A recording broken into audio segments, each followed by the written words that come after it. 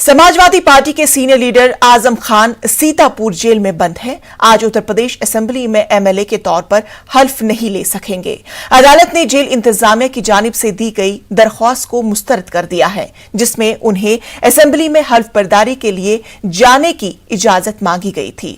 Azam Khan Rampur assembly seat से MLA मुंतखब हुए हैं, जिसके बाद उन्होंने रामपुर की लोकसभा सीट से इस्तीफा दे दिया।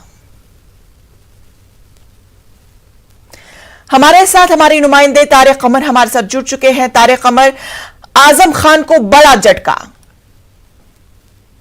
हाँ, जाहिर है कि देखिए कहीं ना कहीं इसका अंदेशा और खदशा महसूस किया जा रहा था ईशा, लेकिन कहीं ना कहीं ये भी एक अमल साथ साथ चल रहा था कि शायद उनको इतनी इजाजत मिल जाए कि वो जाकर हलफ ले लें और फिर उनको वापस जेल चले जाएं। लेकिन जाहिर है कि बड़ा झटका है, जैसा कि आपने बताया। और एक बात और मैं आपसे अर्ज कर दूं कि जो समाजवादी पार्टी के जिम्मेदार लोग हैं, उन्होंने इस बात का खदशा ज्यादा महसूस किया था और उन्होंने कहा था, हालांकि देखिए अदालत के फैसले पर कोई तबसरा कोई तनकीद नहीं कर सकते हैं हम दस्तूरी तौर पर, लेकिन सियासी लोगों ने जो तबसरे किए हैं वो भी कायम है।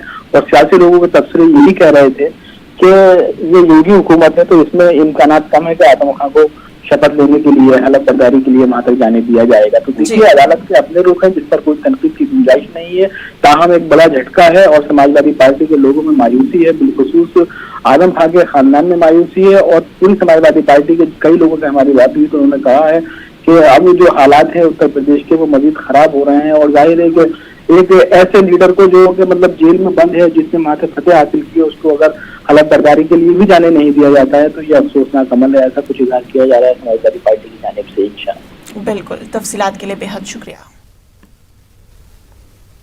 मरकजी हुकूमत की पॉलिसियों के खिलाफ मरकजी